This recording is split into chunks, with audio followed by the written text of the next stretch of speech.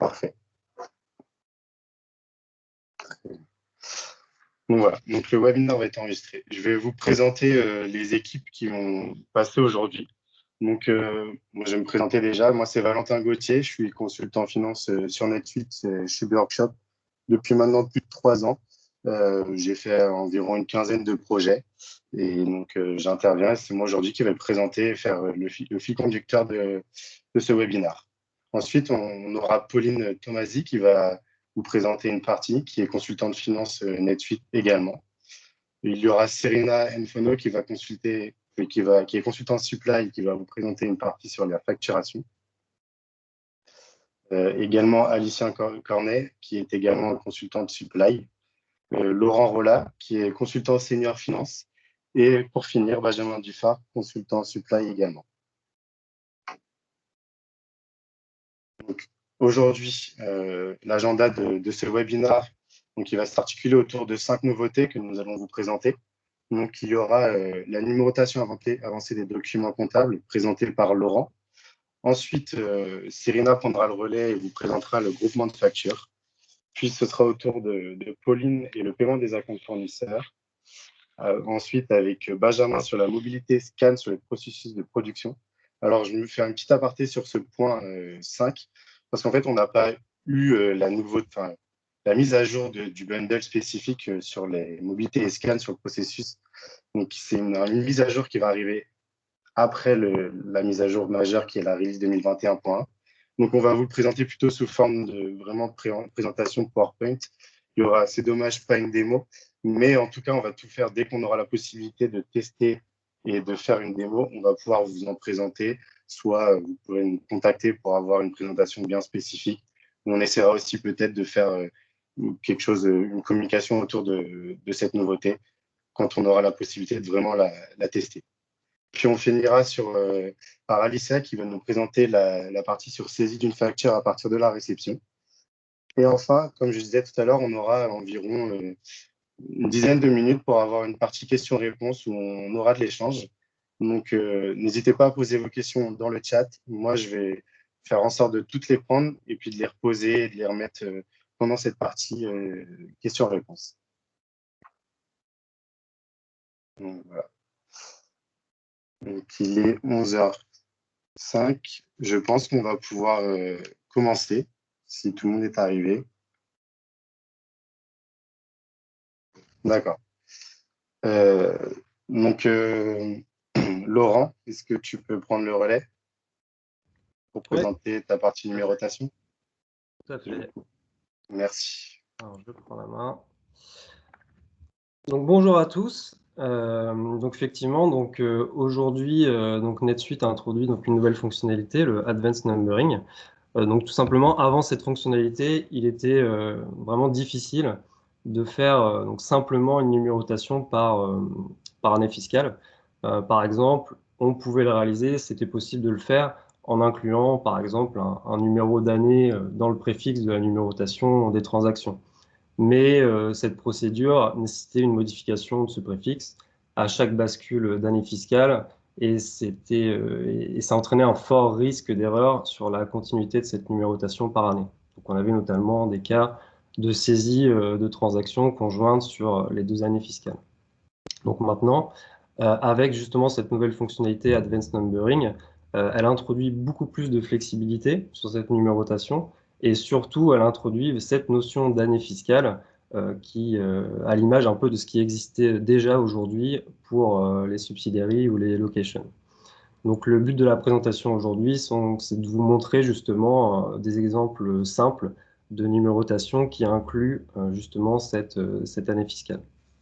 Donc, premièrement, comment activer cette fonctionnalité? Donc, comme beaucoup de fonctionnalités dans Compagnie, Enable Features, et on vient cocher l'option Advanced Numbering sous la catégorie ERP Général.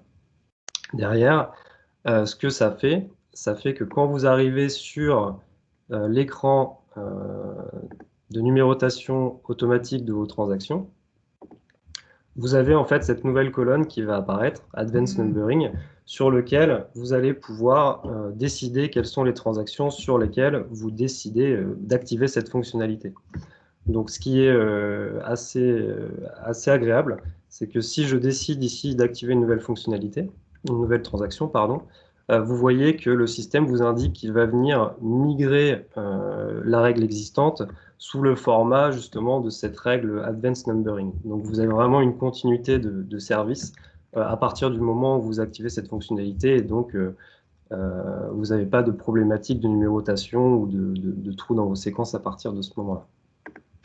Donc, moi, ce que j'ai fait ici dans notre exemple, c'est que pour une des factures clients, j'ai déjà activé finalement cette fonctionnalité. Et maintenant, à présent, je me retrouve avec un onglet Setup sur lequel je vais venir pouvoir définir mes nouvelles règles.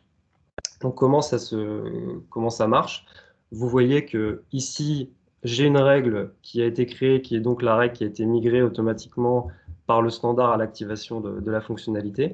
Et je suis venu recréer de mon côté une nouvelle règle pour venir inclure justement cette année fiscale dans ma numérotation. Donc vous voyez que maintenant, aujourd'hui, vous avez la possibilité sur un même type de transaction d'avoir plusieurs règles de numérotation associées. Et on va venir justement prioriser ces règles pour savoir quelle est la règle que le système va prendre en compte pour la numérotation. Donc si je vais maintenant directement sur ma règle, vous allez voir que je peux aller un peu plus loin que ce qu'on allait avant. C'est-à-dire, derrière le type de transaction sur lequel je souhaite affecter cette règle, on a toujours les histoires de préfixes, de suffixes. Vous voyez qu'ici, on commence à introduire des choses un peu plus dynamiques. Donc ici, dans mon exemple, j'ai décidé d'introduire tout simplement le numéro de mon année fiscale dans ma numérotation. Derrière, ici, je définis ensuite le nombre de chiffres sur lequel ma numérotation sera réalisée, donc sur 5 chiffres minimum, et le début de ma numérotation. Et donc, la grande nouveauté de cette fonctionnalité, c'est vraiment ici de venir pouvoir scinder cette numérotation par année fiscale. Donc ici, moi, j'ai pris le parti de mettre que l'année fiscale. On pourrait très bien avoir une scission réalisée par année fiscale et par entité comptable et par location, par exemple. Et derrière, on peut également être très flexible en introduisant justement des critères de filtre pour cette numérotation. Donc c'est notamment sur la base de ces critères de filtre que derrière les règles et la priorisation qu'on a mis justement en fonction de plusieurs règles va pouvoir venir s'appliquer. Donc on peut avoir ici, moi j'ai pris un cas de figure, vous voyez j'ai pris que le pays, la numérotation devait se déclencher si le pays de l'entité était française, tout simplement. Donc derrière, comment ça fonctionne? Donc ici, je vais vous montrer 3 factures que j'ai déjà générées et la numérotation donc, qui est associée. Donc ma règle ici, c'est de dire, je veux que ma numérotation commence par FC, introduise ensuite mon numéro d'année fiscale, un underscore, et ensuite ma numérotation sur 5 chiffres.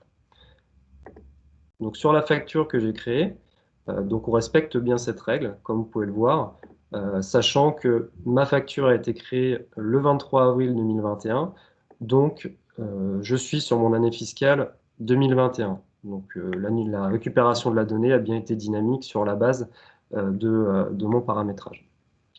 Autre chose qui est introduit avec cette fonctionnalité, c'est que si vous allez justement sur l'audit associé à cette transaction, vous voyez que maintenant j'ai un nouveau sous-onglet Applied Rules qui est nouveau et sur lequel je vais pouvoir avoir du détail et savoir quelle est la règle qui a été appliquée. Donc encore une fois, quand on est sur une transaction avec plusieurs règles qui sont appliquées à une priorisation de ces règles, ça permet de s'assurer justement que les critères de filtre, notamment qu'on a mis sur ces différentes règles, sont bien respectés.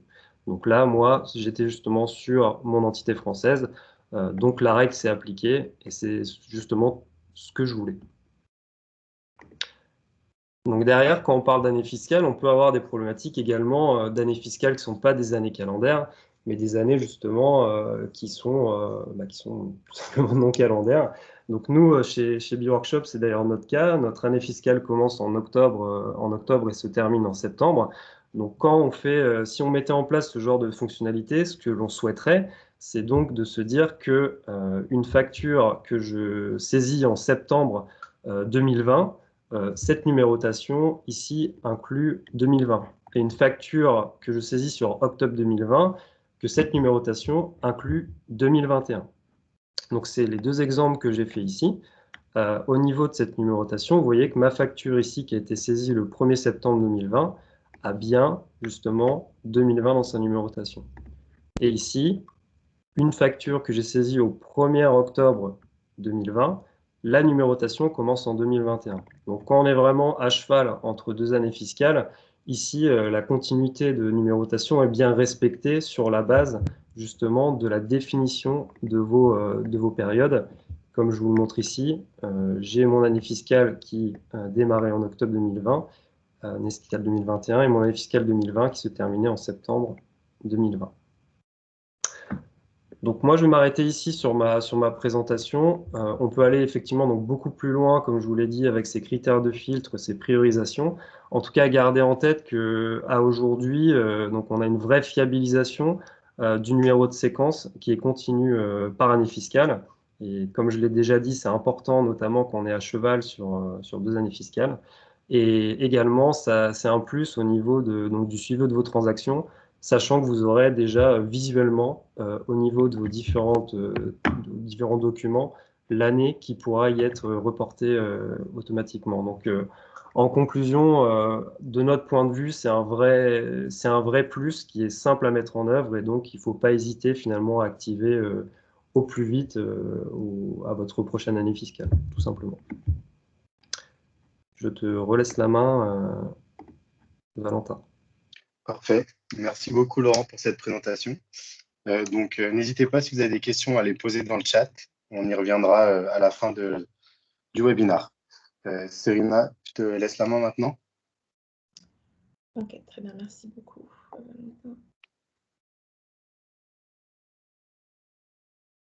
Alors, bonjour à tous. Donc, je vais vous présenter la nouvelle fonctionnalité, donc la nouvelle mise à jour qui a été faite sur la fonctionnalité Invoice Group. Alors, cette fonctionnalité a vu le jour lors de la release 20.2 et elle permet tout simplement de consolider sur une seule facture plusieurs factures issues d'une même commande pour un client donné. Alors, la nouveauté aujourd'hui, c'est que grâce à la 21.1, on va pouvoir consolider sur une seule facture plusieurs factures du coup d'un même client sans qu'elles ne soient issues de la même commande. Donc, voici la fonctionnalité qu'il faut activer donc dans les email features. Et un deuxième paramétrage à faire, c'est que sur la fiche du client, du coup, vous devez venir cliquer Group Invoice. Et ça va permettre en fait au système de comprendre que pour les factures créées sur ce client-là, on va pouvoir regrouper toutes ces factures-là en une seule facture. Donc, hop, j'ai déjà créé une facture du coup sur laquelle vous pouvez voir qu'ici on a un nouveau bouton. Donc ça c'est une nouveauté donc, qui a été apportée lors de cette nouvelle release qui nous permet directement d'ajouter à partir d'une facture existante, d'ajouter cette facture à un groupe. Donc pour pouvoir créer le groupe, c'est à ce niveau-là qu'on vient créer notre groupe. Donc là on a toutes les factures qui sont disponibles. Donc le fait de cliquer et de cliquer sur Submit, en fait, de sélectionner une facture et de cliquer sur Submit, ça va permettre de créer un groupement d'invoice. Donc, si je reviens sur ma facture qui était déjà créée, j'ai ce bouton-là, Add to Group, qui va me permettre de venir ajouter ma facture à un de mes groupements existants. Donc, si je clique sur le deuxième groupe, donc, et là, je fais Add to Group, je vais vous montrer derrière les répercussions du coup de cette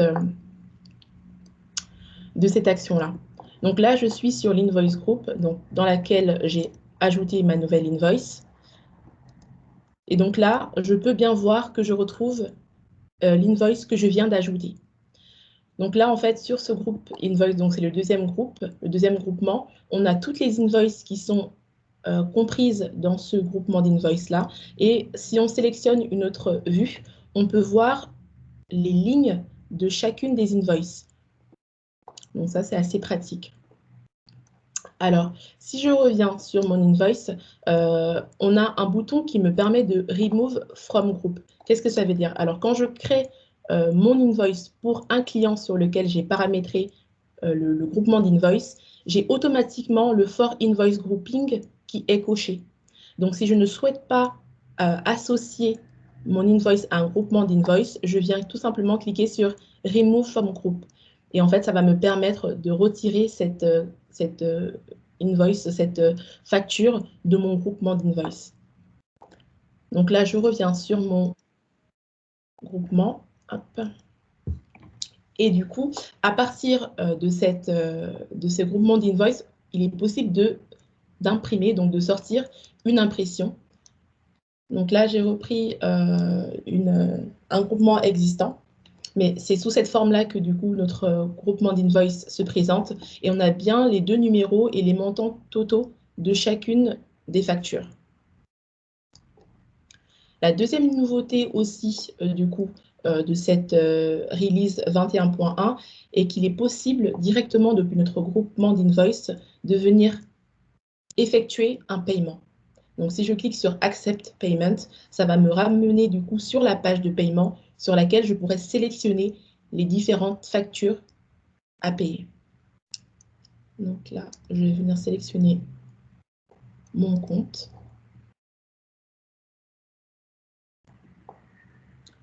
Donc là, ça charge un peu, le temps de récupérer toutes les factures existantes de ce client-là. Donc là, comme vous pouvez le constater, on a vraiment toutes les factures qui sont associées du coup à ce client, à mon client Airbus. Et donc, c'est à moi de venir sélectionner les différentes factures pour pouvoir réaliser le paiement.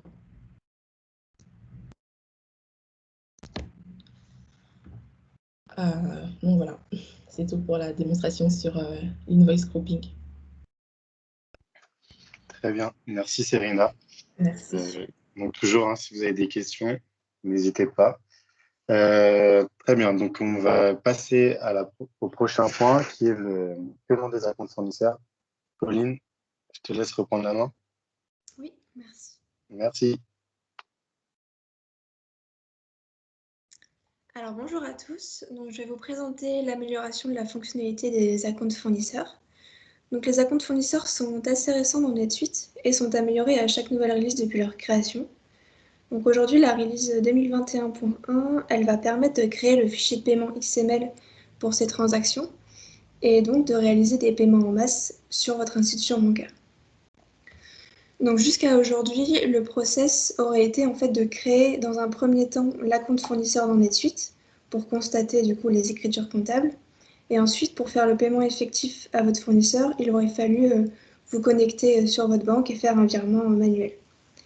Donc cette fonctionnalité, elle est très intéressante pour les entreprises qui réalisent plusieurs acomptes dans la même journée, car ça va permettre d'éliminer de nombreuses manipulations manuelles et donc de gagner un temps considérable et de réduire le risque d'erreur. Alors pour illustrer, je vais prendre l'exemple d'une entreprise qui a réalisé une commande de 20 ordinateurs à son fournisseur Dell, qui lui demande du coup de faire un acompte de 2 000 € sur cette commande. Alors j'ai déjà créé du coup ma commande en NetSuite.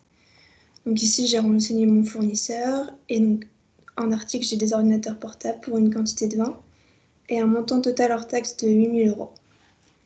Alors pour créer mon acompte, je peux directement partir de ma commande en cliquant ici sur le bouton Enter Prepayment. Et donc, il va permettre du coup de rattacher en même temps ma commande à mon acompte. Donc ici, j'ai déjà toutes les informations de ma commande qui ont été reprises, donc notamment mon fournisseur, la commande d'achat. Ici, je vais sélectionner du coup le compte bancaire sur lequel je vais faire le paiement. Et dans le montant, il met automatiquement le montant total de ma commande, mais ici, je vais pouvoir modifier pour mettre du coup 2 000 €. Ensuite, une petite manipulation à faire, c'est d'enlever la référence de chèque, parce qu'une fois que vous allez créer votre fichier XML, la référence du fichier va se mettre automatiquement dans le check number. Vous pouvez mettre le mémo.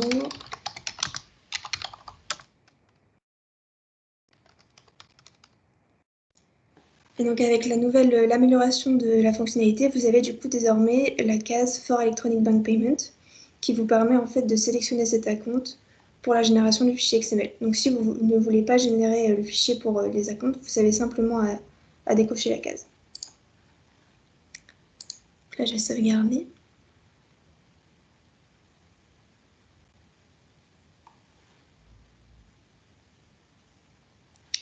Et donc ensuite, pour aller générer le fichier, du coup, ça se passera du coup dans Paiement, Bank File Generation, et c'est sur cette page Generate Bill Payment File.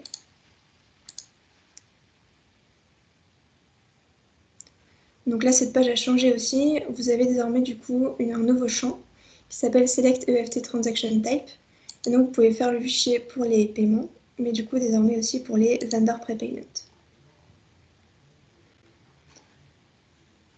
Ensuite, dans le champ Select Transaction Safe Search, vous avez une Safe Search standard qui a été alimentée, qui s'appelle du coup Vendor Prepayment Transaction for EP. Mais à cette Safe Search, il manque quelques données, notamment le compte bancaire qu'il va falloir renseigner et le Payment File Format. Donc, on a dû la customiser un peu, donc il faudra sélectionner celle que vous aurez créée pour votre compte. Et ensuite, dans Company Bank Account, on va sélectionner le compte bancaire sur lequel on veut faire le paiement. Donc là, les informations ont été alimentées. Donc, je vois que j'ai 2 transactions sur ma Safe Search pour un montant total de 2 500 €. Et si vous voulez contrôler les acomptes qui vont être payés, vous pouvez cliquer ici sur Preview. Et il vous ouvre du coup les résultats de la Safe Search. Donc moi, je retrouve bien mon acompte de 2 000 € et le montant. Donc ici, j'ai affiché simplement le montant des acomptes, mais vous pouvez totalement afficher aussi le fournisseur, la date et des informations standards des Safe Search en cliquant simplement sur Edit Safe Search. Ensuite, je vais juste faire la référence de mon fichier. Et ensuite, vous pouvez du coup générer le fichier en cliquant sur Generate File. Et donc, il va vous ramener vers la page de Payment File Administration, qui est du coup la même page que quand vous passez par Payment Processing et Bill Payment Processing, par exemple. Donc là, c'est un process qui est un petit peu long. Donc en attendant, je vais simplement vous montrer le paramétrage sur le fournisseur. Donc sur le fournisseur, c'est le même paramétrage que pour les paiements classiques. Il faut que dans l'onglet Bank Payment Details, la case EFT Bill Payment soit créée et que des coordonnées bancaires soient associées à ce fournisseur. Donc il est important aussi que le Payment File Format, ici, soit le même que celui qui a été paramétré sur les coordonnées bancaires de votre société. Si je retourne sur ma page, donc il m'a créé du coup mes deux écritures comptables pour mon paiement fournisseur, mon paiement des acomptes, pardon. Donc ici, ça sera la compte que j'ai créée tout à l'heure. Et donc je vois que dans Check Number, il a mis du coup la référence du fichier XML qu'il aura créé. Donc le process est un petit peu long pour créer le fichier de paiement XML, donc je vais peut-être pas aller jusqu'au bout du process, sinon on en a pour 3 minutes. Donc je vais peut-être laisser la main au prochain pour la suite. Très bien, merci Pauline.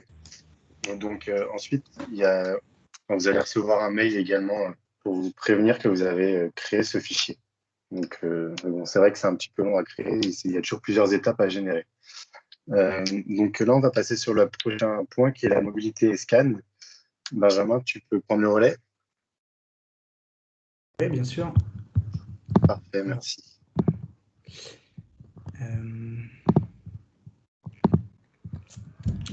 J'ai des soucis pour prendre le contrôle.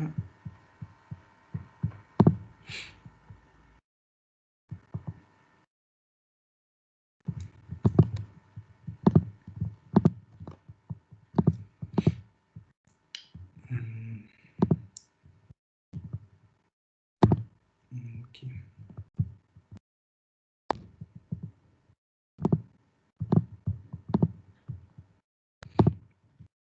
Ok. Donc moi, je vais vous présenter le module Manufacturing Mobile. Donc, comme l'a dit Valentin en début de présentation, malheureusement, je ne pourrais pas vous faire une démonstration de l'outil. Donc, ma présentation sera peut-être un peu moins interactive que celle de mes collègues. En revanche, il nous semblait intéressant de vous montrer ce module. Donc, le module Manufacturing Mobile, qu'est-ce que c'est en quelques mots? Ça permet la saisie d'informations manufacturing via une interface simplifiée et déportée de NetSuite qui permet à des utilisateurs finaux comme un opérateur de production, un responsable de production ou un manager de saisir la donnée directement depuis le terrain et permettre du coup de remonter, en tout cas de saisir la donnée dans NetSuite de manière plus rapide via cette interface simplifiée dans laquelle on peut saisir des informations via un scanner. Donc la philosophie de ce bundle-là, il est, premièrement, juste pour un petit mot pour l'installation, l'installation de ce bundle se fait, donc il est inclus dans le SCM, donc c'est Supply Chain Mobile. Et une fois que vous installez ce module, vous avez accès du coup à un nouvel onglet Manufacturing Mobile qui permet de programmer et de paramétrer certaines choses que l'on va voir à la suite. Ensuite, les principales fonctionnalités du coup sont la saisie des consommations de matière, donc qui sont liées à un processus d'assemblage ou de production, la saisie de la production, et ensuite la validation automatique des impacts d'inventaire et comptables qui sont liés à ces opérations. Donc comment? Donc via cette interface déportée, donc je vais vous montrer quelques impressions d'écran à suivre. Et effectivement, la saisie des informations dans ces interfaces-là peut être faite, mais ce n'est pas obligatoire, par code barre. Le principal avantage, enfin via un lecteur de code barre. Le principal avantage d'utiliser un lecteur de code barre pour des opérateurs terrain, c'est tout simplement la facilité de saisie. On peut très bien assigner à des paramètres, à des données NetSuite un code barre qui permet ensuite à un utilisateur tout simplement de valider un processus entier de production, de consommation de matière, sans devoir saisir, en tout cas à l'aide d'un clavier, une opération. Donc quelques mots sur le paramétrage. Donc une fois que vous avez installé le module, vous avez dans le centre de fabrication Work Center un nouvel onglet Manufacturing Mobile qui permet tout simplement en fait, de valider et d'enregistrer les informations nécessaires au fonctionnement de ce module-là. Donc pour le centre de fabrication, c'est tout simplement définir une location, un des départements de l'entreprise, et ensuite de définir des emplacements de consommation ou de production si vous utilisez cette fonctionnalité de définition d'emplacement.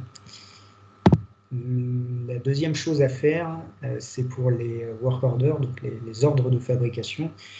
Donc pareil, le même onglet apparaît que j'ai surligné en jaune sur l'impression d'écran, dans lequel vous pouvez définir si l'on veut que l'ordre soit réalisé en temps réel ou en backflush, qui sont des notions qui sont standards NetSuite et qui sont reprises dans ce module-là. Alors la séquence de saisie, donc imaginons un opérateur qui via un téléphone ou tout autre support, une tablette, veut saisir une consommation de matière liée à un centre de fabrication ou un ordre de production. Donc premièrement, il va devoir saisir la location, puis le work center et l'équipe à laquelle il appartient.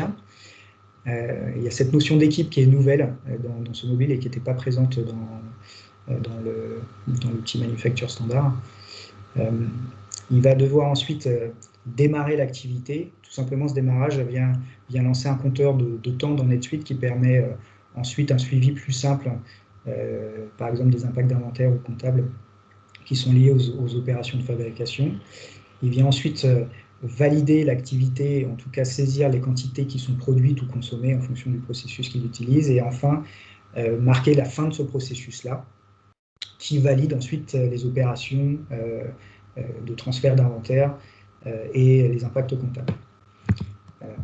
Alors, je voulais vous montrer quelques impressions d'écran qui seront peut-être un peu plus parlantes.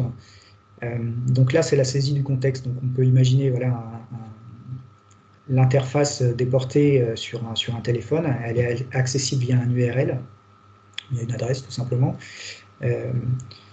Donc là, on peut imaginer la personne qui vient saisir l'information directement en tactile ou bien via un scanner, parce que ça peut être prévu aussi. Donc là, vous avez quelques écrans qui viennent définir successivement la saisie de la location, du work center, et ensuite de l'équipe. Donc là, on peut imaginer une équipe A, une équipe B, une équipe C, ou jour-nuit, en fonction de vos besoins. Là, j'ai mis aussi d'autres écrans qui viennent illustrer la suite de la séquence, qui sont la sélection de l'ordre de fabrication.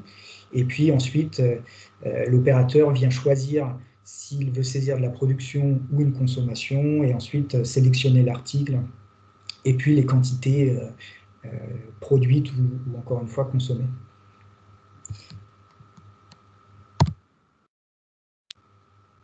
Rapidement, je voulais reprendre en tout cas de manière un peu plus graphique la séquence de saisie,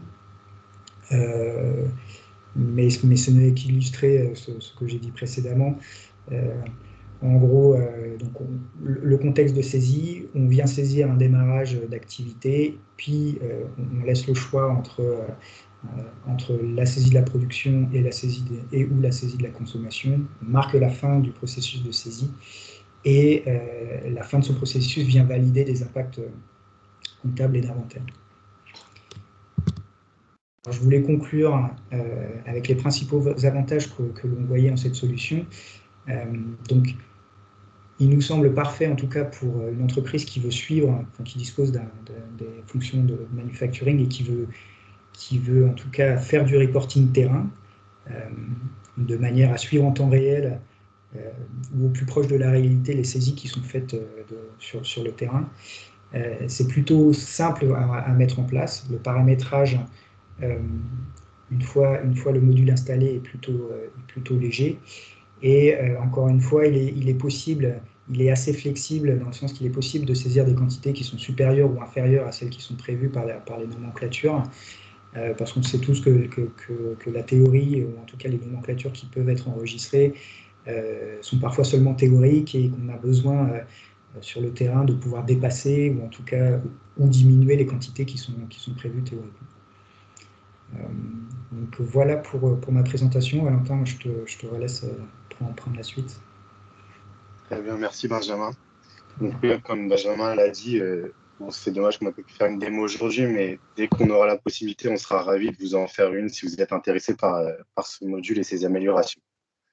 Donc on va passer à la dernière partie, qui est la saisie d'une facture à partir de la réception. Alicia, je te laisse prendre la main. Parfait. Merci. Oui. Merci. Bonjour à tous. Donc, moi, je vais vous présenter la nouvelle fonctionnalité NetSuite Create Bill from Item Receipt. Donc, cette fonctionnalité, elle va vous intéresser, vous, si vous avez besoin de réceptionner vos achats. Donc, pour rappel, pour les articles non stockés, on peut définir donc à chaque article si on souhaite ou non qu'il soit réceptionné. Donc, par exemple, voilà, je suis sur le même article utilisé par Pauline, sur ma fiche article. Je vois que ma case, dans mon onglet préférence, ma case Can be fulfilled, can be received a été cochée, c'est-à-dire que cet achat-là va entraîner une réception. Donc, pour les articles qui sont des articles stockés, en revanche, l'option n'est pas disponible, c'est-à-dire que tous les articles stockés vont générer automatiquement une réception. Donc la fonctionnalité Create Bill from Item Receipt va vous permettre de facturer directement depuis votre réception. Donc on va prendre un exemple pour que ça soit plus clair. Vous avez une commande d'achat de par exemple 10 ordinateurs. Vous en réceptionnez 5 le lundi, 5 le jeudi, et vous souhaitez enregistrer votre facture d'achat le jeudi. Avant, vous deviez enregistrer votre facture d'achat depuis votre commande d'achat, et du coup NetSuite vous proposait de facturer l'intégralité des quantités réceptionnées, donc ici 10.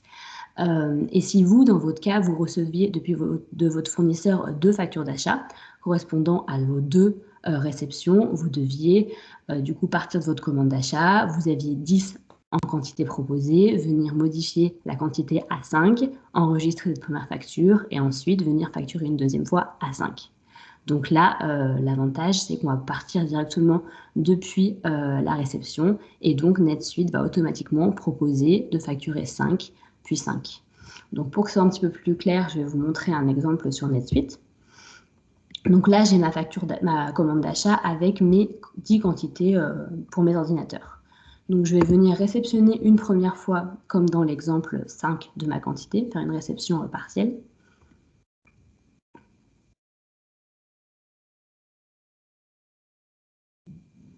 Donc voilà, donc là, la page de ma réception s'ouvre. Je vais venir décider de réceptionner partiellement ma commande d'achat. Donc voilà, je réceptionne partiellement cette commande d'achat une première fois avec une quantité de 5. Je reviens sur ma commande d'achat et je vais faire la même opération. Je vais venir réceptionner la quantité restante. Donc là, on voit que NetSuite m'a automatiquement proposé de venir réceptionner 5 puisque j'avais en quantité restante 5. Donc je vais venir enregistrer cette deuxième réception. Et donc la nouveauté réside dans l'apparition de ce bouton qui n'était pas présent avant. Avant, je vais revenir sur ma commande d'achat et venir facturer depuis ma commande d'achat. Et là, NetSuite venait me proposer de facturer 10. Tandis que là, si je clique sur le bouton facture, depuis ma réception, je vais voir que la quantité qui m'est proposée n'est bien que la quantité correspondant à cette réception-là, c'est-à-dire 5.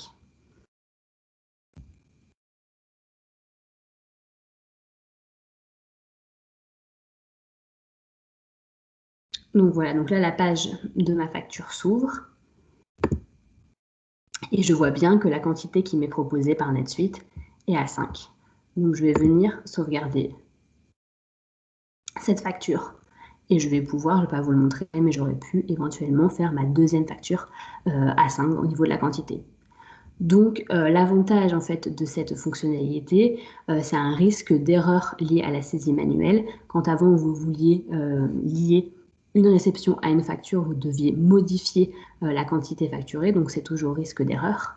Et aussi, ça limite l'impact sur le compte de facture non parvenue. Si on attendait d'avoir tout réceptionné pour facturer, donc là, on limite l'impact des FNP puisqu'on limite le fait qu'on ait certaines quantités réceptionnées qui ne sont pas encore facturées.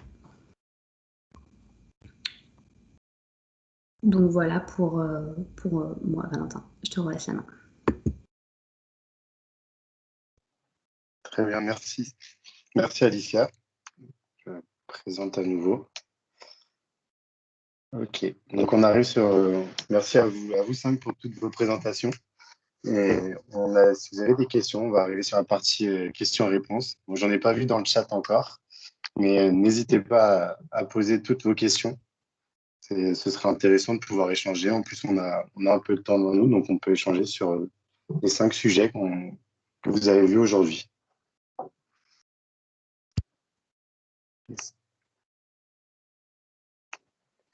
Est-ce qu'il y a des questions? Par le chat ou ceux qui souhaitent prendre la parole, prenez la parole aussi directement, hein, n'hésitez pas. Oui, tout à fait, Fred. On a une question d'Aurélie sur la numérotation avancée. Alors, est-ce que celle-ci s'ajoute au préfixe déjà mis en place ou elle écrase le paramétrage effectué auparavant? Laurent, je te laisse répondre. Donc non, ça ne s'ajoute pas au préfixe actuel. C'est comme j'ai expliqué, en fait, à partir du moment où on active la fonctionnalité, il y a finalement une migration des règles actuelles vers des règles Advanced Numbering, donc qui va revenir recréer le préfixe à l'image de ce que vous avez aujourd'hui. Et si demain vous souhaitez donc changer vos règles de numérotation, il vous suffit tout simplement donc de créer une nouvelle règle et de revenir repositionner le même préfixe que vous aviez précédemment.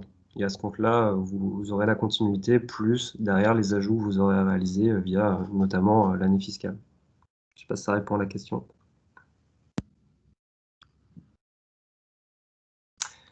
Choix. Alors, je vois qu'il y a une deuxième question. Le choix de l'année fiscale se fait sur la date de création de l'écriture ou sur la date comptable? Elle se fait sur la date comptable. C'est pour ça que tu préconisais de mettre en place ces règles en début de nouvel exercice, en fait. Oui, pour moi, c'est préférable. Au moins, ça permet de s'assurer d'avoir sa continuité de numérotation sur l'année fiscale en cours et de redémarrer sur une nouvelle année fiscale avec une numérotation qui inclurait ce numéro d'année. Oui.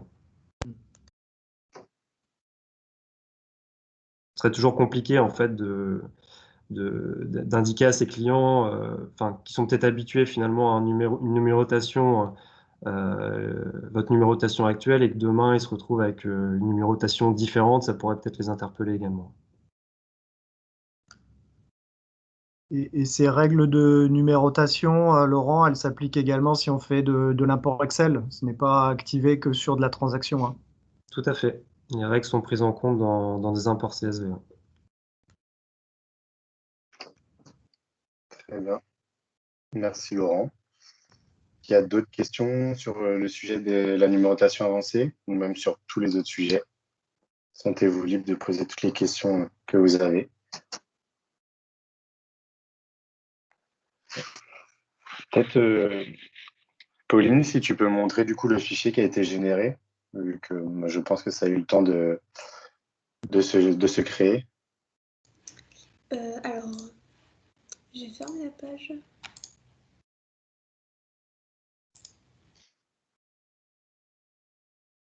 Alors non, il est toujours en cours en plus. Ok.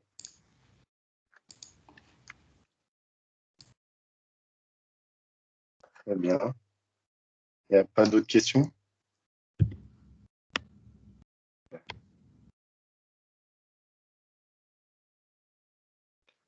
D'accord. S'il n'y a pas d'autres questions, je vous ferai.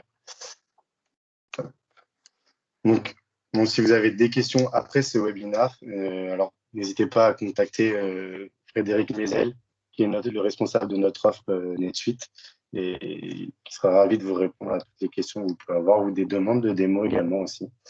Donc, vous avez toutes ces coordonnées dans ce diaporama. Oui, alors n'hésitez pas à me contacter, n'hésitez pas également à vous abonner à nos divers médias et réseaux sociaux, notamment notre page LinkedIn sur laquelle on poste assez régulièrement des informations et des nouveautés liées aux releases, liées à NetSuite en général. Donc vous verrez passer assez régulièrement des informations liées à NetSuite, donc n'hésitez pas à vous abonner à cette page et à venir également prendre de l'information ou à en demander via notre site web biworkshop.fr, sur lequel vous trouverez également nos éléments de contact. Et pour finir, vous trouverez également notre chaîne YouTube sur laquelle on poste de manière régulière des vidéos de type enregistrement de webinaire comme celui-ci. Donc vous retrouverez le webinaire enregistré sur notre chaîne YouTube, ainsi que les différents contenus et webinaires qui ont été enregistrés jusqu'à présent. Voilà, donc n'hésitez pas à aller y faire un tour. En tout cas, merci à tous de vous être connectés à ce webinaire. Merci à toutes les personnes ayant fait une présentation et une démo ce matin. Merci à tous. Oui, merci à tout le monde. Et n'hésitez surtout pas à venir vers nous. Merci à vous, au revoir. Merci, bonne journée, bonne semaine. Bonne journée.